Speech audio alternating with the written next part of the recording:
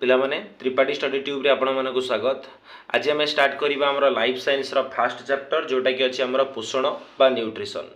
देख जमी देखिपुव ये चैप्टर टोटाली आम 68 क्वेश्चन को लेकिन नोट्स टी करी तुम जदि एति क्वेश्चन को कर नौ तेज आउ तुम टेस्ट पेपर जब सांगे सांगे खोलिकी प्रैक्टिस कर तेज 80 ରୁ 90% क्वेश्चन तुम एवं सांगे सांगे कभर कर तेज पेसेंस रख भिडियो टी स्किप कर नहीं मो सहित लास्ट पर्यंत देख मु कौन कहूँ शुणव तापर एगुड़ा को नोट्स कर आदि चाहूच केवल नोट्स करने कि वीडियो आग देखी नब तापर नोट्स कर तेरे मोर जो टेलीग्राम ग्रुप रो लिंक देजी तो टेलीग्राम ग्रुप रो लिंक रे क्लिक करके से जो टेलीग्राम रे जॉइन हो तो मु आर नोट्स गुड़िक से टेलीग्राम ग्रुप रे देदेवी आउ तुम से वीडियो देख सारापर आराम से नोट कर तो डेरी नक स्टार्ट करवा आम फास्ट चैप्टर जोटा कि अच्छी पोषण।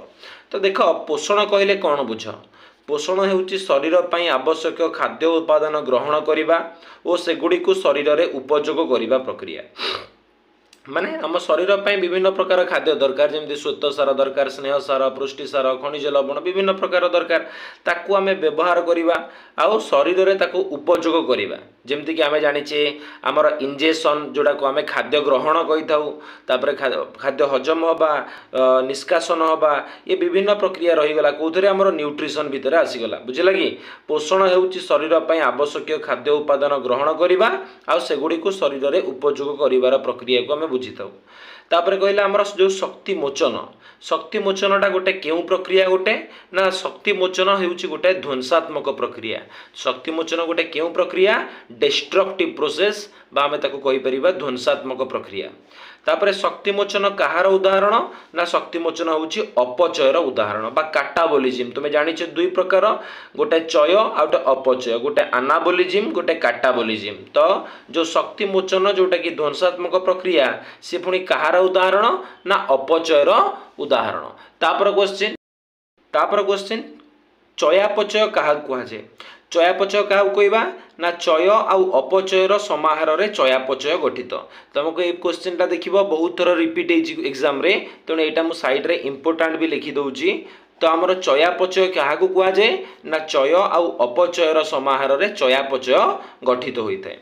खाद्य को मुख्यतः केते भाग में विभक्त करा जाइछि ना खाद्य को मुख्यतः 6 भाग में विभक्त करा जाइछि जेमिति कि श्वेत सार जहाँ कार्बोहाइड्रेट पुष्टि सार बा प्रोटीन स्नेह सार बा फैट्स धातु सार बा मिनरल्स विटामिन जल यही 6 भाग में आमर खाद्य को मुख्यतः आमर कौन विभक्त करा जाइछि। तापर आम खाद्यर प्रधान श्वेत सार ना कौन आमर जाचे श्वेत सार कम कौन शरीर को एनर्जी दे था शक्ति दे था इनस्टांट एनर्जी पाई कि आम ग्लूकोज भी खाई तुम्हें मैंने जानी जो बड़े रनिंग कंपटीशन हुए स्कूल रे आमको सांगे सांगे ग्लूकोज दि जाए ये दि जाए कारण आमको इनस्टांट एनर्जी मिल तो एनर्जी दबा काम हो श्वेत सार बा कार्बोहाइड्रेट तो आम खाद्यर प्रधान श्वेत सार नाम कौन ना आम खाद्यर प्रधान श्वेत सार नाम हो शर्करा आउ हूँ मंडद। तापर तुमको पचरा जीव मंडद क्यों पाइबा ना मंडद पाइबा आलू भात आउ रुटी प्रचुर परिमाण में आम मंडद पाई था। तो मंडद क्यों पाई था आलू भात आउ रुटी पाई था। तापर देला सुक्रोज कौन पाई था ना सुक्रोज आमको मिलता है चीनी आउ गुड़रू मिलता है कौन सुक्रोज एगुड़ाक बहुत थर एग्जाम आसी मंडद कौन पाइबा ना आलू भात रुटी सुक्रोज कौन पाइबा ना चीनी आउ गुड़रू। तापर ग्लूकोज कौन पाइबा ना फल रस और पनीपरिवार ग्लूकोज पाइबा बुझेगा कि। तो ए पेजटा फास्ट बुझीपार जो कि आमर कौन थिला फास्ट थिला पोषण कहले कौन बुझ आम पढ़िले शक्ति मोचन क्या कहवा तापर शक्ति मोचन कहार उदाहरण चयापचय क्या कहुए खाद्य को केते भाग में विभक्त करा जाइछि आम खाद्यर प्रधान श्वेत सार नाम कौन मंडद क्यों पाइबा सुक्रोज क्यों पाइबा आ ग्लूकोज क्यों पाइबा। तो फास्ट पेज रो आमर 8टी क्वेश्चन कंप्लीट है एबे जीवा सेकेंड पेज को आमर देख आमर सेकेंड पेज रे मुझे मात्र 3टी क्वेश्चन लिखी देख देछि 1 ग्राम श्वेत सार केते शक्ति मिलता है। यहाँ बहुत इंपोर्टाट क्वेश्चन कि 1 ग्राम श्वेत सार आमको केते शक्ति मिले ना 16 किलो जूल केजे माने होउछि किलो जूल है कि तेणु 1 ग्राम श्वेतसार आमको 16 किलो जूल शक्ति मिलता है। तापर पुष्टिसार तुम्हें जानिच पुष्टिसार काम होची शरीर वृद्धि में साहाय्य करे, नष्ट हो जाइथिबा कोष बदल में नूतन कोष सृष्टि करिबारे साहाय्य करे पुष्टिसार।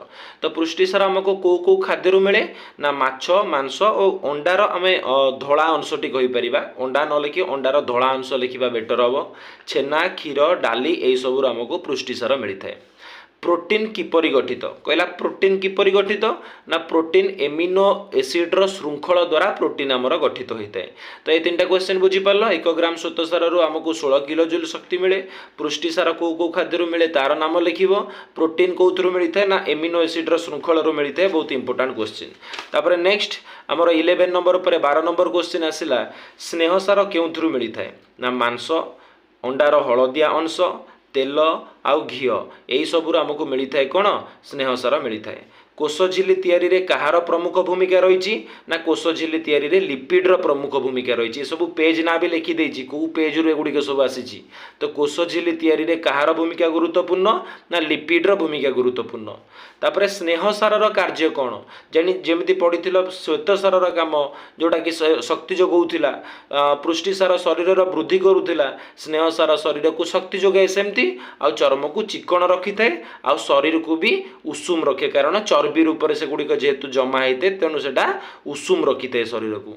तापर देला दांत और हाड़र गठन पर केउ प्रकार धातुसार दरकार। जानिच धातुसार बहु प्रकार अच्छी सेमती दांत और हाड़ गठन पर कि कौ धातुसार दरकार ना आमर कैल्शियम दरकार। देखिए कैल्शियम बटिका बहुत जन खाई था जो मानकर एगुड़ाक सब वीक थी दांत हाड़ एसबू गठन पर आम ताले क्या केउ धातुसार को आम खाइबा ना कैल्शियमटा आमर आवश्यक होता है। लोहित रक्त कणिका तुम्हें जानिच जहाँ आम आरबीसी बोली कही था बुझे कि डब्ल्यूबीसी थाए आरबीसी थाए। तो लोहित रक्त कणिका गठन पर कौ धातुसार दरकार ना लौह बा आयरन जोटा आम कही था आयरन बोली आयरन टैबलेट आयरन मेडिसिन बहुत थर शुणी तो से लोहित रक्त कणिकार गठन में आमको कौ धातुसार दरकार ना लौह दरकार। तापर देला शरीर आयन संतुलन बजाय रखापी कौ धातुसार दरकार। शरीर आमर पचार शरीर आयन संतुलन बजाय रखापी धातुसार दरकार सॉरी बुझेगा कि आमर जो आयोनिक बालांस रहा शरीर ताकू भी मेंटेन करने कि आमको धातुसार खाइबा पड़ो। बुझेगा कि शरीर आयन संतुलन बजाय रखापी धातुसार दरकार। बारंबार कहूँ यहाँ कर सारापर तुम्हें टेस्ट पेपर जाकि देखो तुमको सियोर मिनिमम तुमको 70% तो तुम्हें कभर कर नहीं पार विदाउट बुक को रीडिंग करी आतीक नोट्स करनब। तापर आउ जहाँ रहा अल्प अल्प मुझे नेक्स्ट वीडियो रे कभर करनेबी आउ अल्प अल्प माने किछि नोट्स रहिबोनी किछि इंपोर्टेंट जोड़ाक सब रहिला टर्म गुड़ाक ए सबू किंतु तुम्हें बेसिकली ए को कभर करनी तुम चैप्टरटा कंप्लीट हो जिवो। तापर किंतु पेशेंस रो सहित मो सहित शुण जल रे द्रवणीय विटामिन कौथुरु मिलता है किछि विटामिन अच्छी जोड़ा कि जल रे द्रवणीय कौथुरु पाई थाउ ताको आमे ना शाग पनीपरिबा आ फलरू मिलता है। एटा रहा सागर द्रवणीय विटामिन सेपरी चर्बी आउ तेल द्रवणीय विटामिन कौथुरु पाइबा ना चर्बी आउ तेल द्रवणीय विटामिन गुड़िक प्राणीज चर्बी और उद्भिदजात तेलरू मिलता है। बुझेगा कि जल में द्रवणीय विटामिन शाग पनीपरिबा फलरू चर्बी बा तेल द्रवणीय जो गुड़िक प्राणीज चर्बी और उद्भिदजात तेलरू मिलता है। तापर कोष जीवक प्राय केते भाग जल थाए कोष जीवक 70 ରୁ 90 भाग जल रही है। बुझेगा तापर प्रतिदिन प्राय केते लिटर पानी पीवा उचित ना प्रतिदिन प्राय 3 ରୁ 4 लिटर पानी पीवा उचित। कोष जीवक जल केते भाग थाए ना 70 ରୁ 90 भाग थाए आ प्रतिदिन केते पानी पीवा उचित ना 3 ରୁ 4 लिटर पानी पीवा उचित। तापर स्वभोजी पोषण क्या कहुए जो जीव माने निज खाद्य निजे प्रस्तुत करती से आम कौन कहू स्वभोजी कहू आउ से पोषण को आम स्वभोजी पोषण कही था। बुझेगा जो जीव माने निज खाद्य निजे तैयारी करती आम स्वभोजी कहवा आउ से पोषण को स्वभोजी पोषण कहवा जमीक समस्त उद्भिद और नीलहरित शैवाल आसिले आर उदाहरण। तापर देख आमर आलोक श्लेषण क्या कहुए तुम मैंने जानिच आलोक श्लेषण प्रक्रिया अलरेडी 6 क्लास रू पढ़ी आसुच जीव एटा जीव सूर्यर आलोक शक्ति को नुआ एटा उद्भिद लिखिदेवाटा बेटर हम ओके कहीं सबुज उद्भिद मान ही करथांती सबुज उद्भिद सूर्यर आलोक शक्ति को उपयोग करी सबुज कणिकार उपस्थिति रे अंगारकाम्ल और जल मध्य संजोग घटाई श्वेतसार युक्त खाद्य प्रस्तुत करने प्रक्रिया को आलोक श्लेषण बोली कहुए। आउ थे सबुज उद्भिद सूर्यर आलोक शक्ति को उपयोग कर सबुज कणिकार उपस्थित अंगारकाम्ल और जल मध्य संजोग घटाई श्वेतसार युक्त खाद्य प्रस्तुत करने को आलोक श्लेषण कहुए। बुझेगा। तापर आसला रसायन श्लेषण क्या कहुए ना केतेक रसायन श्लेषण बैक्टेरिया। बुझेगा कि केतेक रसायन श्लेषण बैक्टेरिया एक विशेष अजैव रासायनिक प्रक्रिया मिलुथिबा रासायनिक शक्ति को आहरण करिथांती एहाकू रसायन श्लेषण बोली कहुए।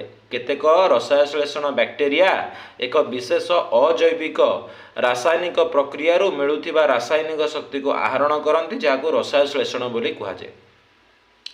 तापरे परभोजी पोषण क्या कहवा तुम्हें स्वभोजी पोषण पढ़ी जो मैंने निज खाद्य निजे प्रस्तुत करती से स्वभोजी कहुए एवं से पोषण प्रक्रिया को स्वभोजी पोषण। सेमती परभोजी क्या कहवा जो मैंने निज खाद्य निजे प्रस्तुत न करि अन्य मानक ऊपर निर्भर करती तांको परभोजी कहुए और से जो पोषण प्रक्रिया को परभोजी पोषण बोली कही। बुझेगा। समस्त प्राणी मलांग निर्मूली एसबू आसिले परभोजी पोषणर उदाहरण। पुणी परभोजी पोषण जानिछ केते प्रकार ना परभोजी पोषण होउची मुख्यतः 4 प्रकार मन रखिबो। गोटे प्राणी सम पोषण हमर आसी जीव 3 मार्क रो क्वेश्चन गुडाको परभोजी पोषण केते प्रकार कोन कोन बुझाओ तो लिखिबो। परभोजी पोषण होउची 4 प्रकार। गोटे प्राणी सम पोषण, गोटे मृतोपजीवीय पोषण, गोटे परजीवीय पोषण, गोटे सहजीवीय पोषण। तो 4 प्रकार परभोजी पोषण कौन कौन प्राणी सम पोषण, मृतोपजीवीय पोषण, परजीवीय पोषण आउटे रहला सहजीवीय पोषण।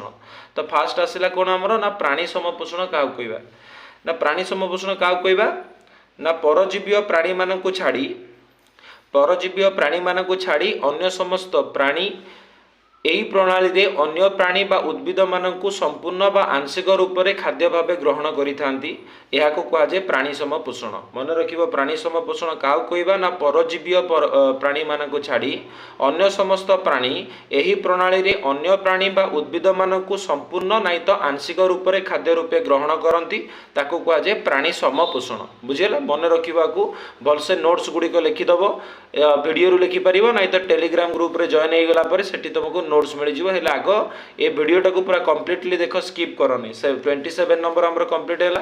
28 नंबर पर आमर सरला कौन प्राणी सम पोषण। तापर आम पढ़ा मृतोपजीवीय पोषण। जो परभोजी मृत गलित पचासढ़ा पदार्थरू निजर पुष्टि साधन करिथांती सेमानकु मृतोपजीवीय पोषण कहवा। आउ थे मृतोपजीवीय पोषण क्या कहवा ना जो परभोजी माने मृत गलित पचासढ़ा पदार्थरू निजर पुष्टि साधन करती सेमानकु आमे कौन कहवा मृतोपजीवीय पोषण कहवा। जेमति कि छतु, ईस्ट, कबक, बैक्टेरिया एमाने सब आसिले हमर मृतोपजीवीय पोषण। तापरे मृतोपजीवीय प्राणी माने डैश रस शरीर क्षरण करती ना पाचक रस शरीर क्षरण करती कौ माने ना मृतोपजीवीय प्राणी माने। एटा भी मन रखिबो मृतोपजीवीय प्राणी माने कौ रस शरीर क्षरण करती ना पाचक रस। तापर आसला आमर मृतोपजीवीय पोषण पर कौन थिला परजीवीय पोषण। क्या कहवा जो जीव माने अन्य जीवंत उद्भिद बा प्राणी शरीर भितर नाई तो बाहर रही निजर पुष्टि साधन करिथांती सेमानकु परजीवीय पोषण कहुए। जो जीव माने अन्य जीवंत उद्भिद नले प्राणी शरीर भितर किंबा बाहर रही निज पुष्टि साधन करती ताकू परजीवीय पोषण कहुए। जेमति कि आमर अंत परजीवी रहिला किए प्लाज्मोडियम आ बाह्य परजीवी आमर किए रहिला उकुणी। मन रखिबो दुईटा एग्जांपल बहुत थर परीक्षा आसी डेफिनेशन गुड़ाक मन रखिबो ता सहित उदाहरण गुड़िक मध्य। परजीवीय बुझीपाल जो जीव अन्य प्राणी बा उद्भिद मानक शरीर भितर किंबा बाहर रही पुष्टि साधन करे ताकू परजीवीय कहवा। तापरे सहजीवीय समय समय एटा बहुत इंपोर्टेंट। समय समय दुईटी संपूर्ण भिन्न जातिर प्राणी अथवा उद्भिद ओ उद्भिद प्राणी बा प्राणी ओ अणुजीव बा प्राणी एकाठी मिसी बसवास करती। माने दुईटी भिन्न जातिर प्राणी किंबा उद्भिद किंबा प्राणी प्राणी नले अणुजीव प्राणी एकाठी मिसी बसवास करती यह आम कौन कही ना आम सहजीविता कही। बुझेगा। सहजीविता क्या कहुए ना समय समय दुईटी भिन्न जातिर प्राणी बा उद्भिद ओ प्राणी बा प्राणी नले अणुजीव प्राणी एकाठी मिसी बसवास करती यह आम कौन कही ना सहजीविता कही। एथिरे केही कहार क्षति करती नहीं बरं सेमानक मध्य पोषणर आदान प्रदान होता है। यह आम सहजीवीय पोषण बोली कही। बुझेगा। सहजीवीय पोषण। तापरे सहजीवी पोषणर उदाहरण आमर जो अंत्रनली रे किए अच्छी ना इस्चेरिचिया कोलाई बैक्टेरिया बा ताकू ई कोलाई बैक्टेरिया कहते तार उदाहरण हो पार कार सहजीवी पोषणर आमको से किसी क्षति करे नहीं इस्चेरिचिया कोलाई बैक्टेरिया बरং ये कौन करिथाए ना इस्चेरिचिया कोलाई बैक्टेरिया रा काम कौन ना विटामिन B12 प्रस्तुत करिथाए आम शरीर पाई कि एटा मन रखिबो विटामिन B12 रो अन्य ना कौन ना सायानोकोबालामिन बोली कहि थाउ इस्चेरिचिया कोलाई बैक्टेरिया कौन करे ना शरीर रे विटामिन B12 प्रस्तुत करे आउ विटामिन B12 रो अन्य नाम कौन सायानोकोबालामिन आउ हमर से जो रहिला कौन कहलो इस्चेरिचिया कोलाई बैक्टेरिया कोठी अछि ना हमर अंत्रनली रे रही अछि बुझला कि तो 33 नंबर जे कंप्लीट हैला एबे 34 देखिबा देखो हमर 34 नंबर क्वेश्चन देछि स्टोमाटा कहा कुआ जे एटा 4 नंबर पेज रे अछि ना सबुज पत्र रे थिबा छोटो छोटो रंध्र रंध्र माने कोणा सबुज पत्र रे थिबा छोटो छोटो रंध्र को स्टोमाटा बा स्टोम बोली कुआ जाय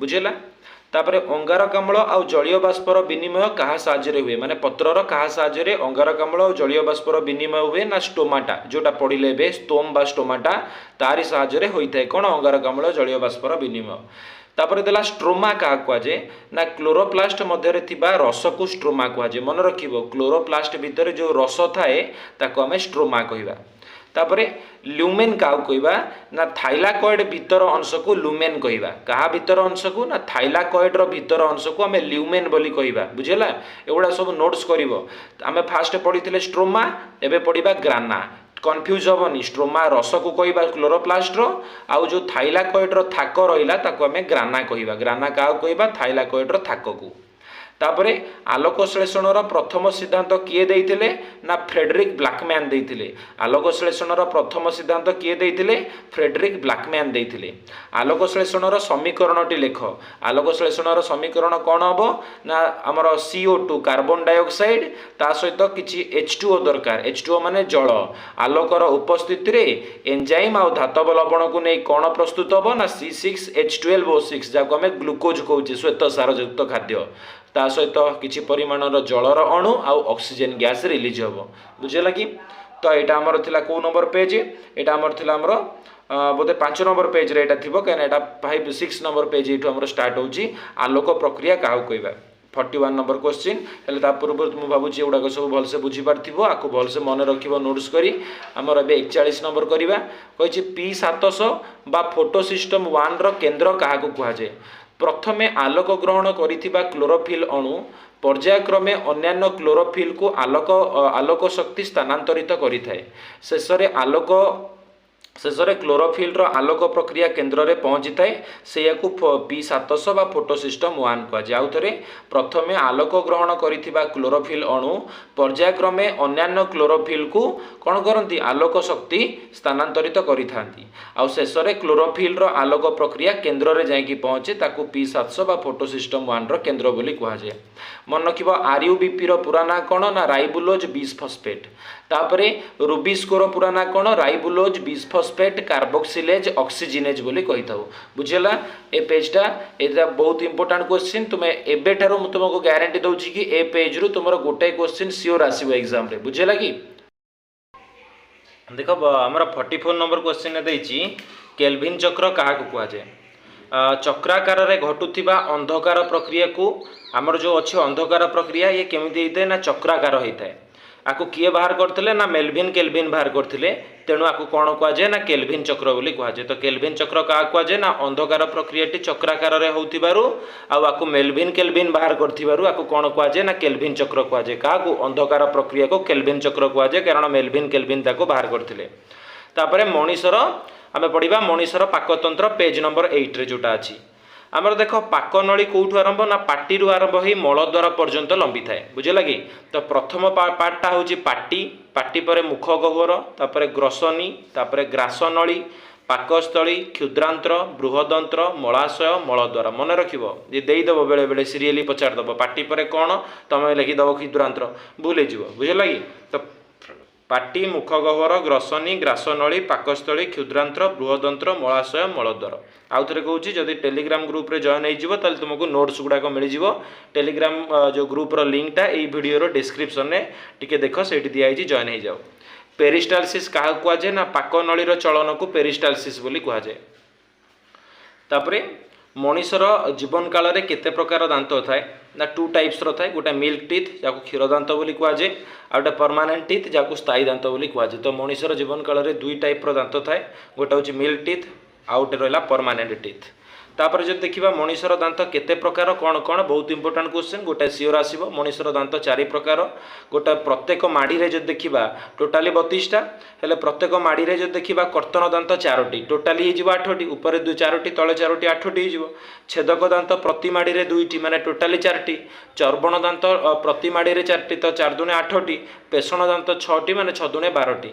तापर जीभरे केते प्रकार स्वाद मुकुल अच्छी स्वाद मुकुल कौन ना टेस्ट बोर्ड आमको माने स्वाद गुड़ाक चाखिबारे साहाय्य करे ताले टेस्ट बोर्ड केतेटा अच्छी ना 3 प्रकार अच्छी। तो आमर ए पेजटा आमर कंप्लीट हो गला जो थे केल्विन चक्र तापर मनीषर पाकतंत्र पेरिस्टालसिस तापर केते प्रकार दांत ए सब आम क्वेश्चन गुड़ाक डिस्कस कले 49 50 नंबर करिबा। नेक्स्ट पेज देखो आमर 50 नंबर क्वेश्चन देछि गलेट क्या कहुए गलेट हूँ खाद्य नलीर द्वारा को गलेट कहुए। तापर ग्लटिस क्या कहुए ये सब 9 नंबर पेज रे ग्लटिस हूँ श्वासनलीर द्वारा को ग्लटिस कहुए खाद्य नलीर द्वारा गलेट श्वासनलीर द्वारा ग्लटिस। अधिजीवा क्या कहुए ना श्वासनलीर द्वार तरुणास्थिर प्लेट को अधिजीवा कहुए। मन रख परीक्षा बहुत टाइम ये क्वेश्चन गुड़ाक आसे श्वासनलीर द्वार तरुणास्थिर प्लेट को अधिजीवा बोली कहुए।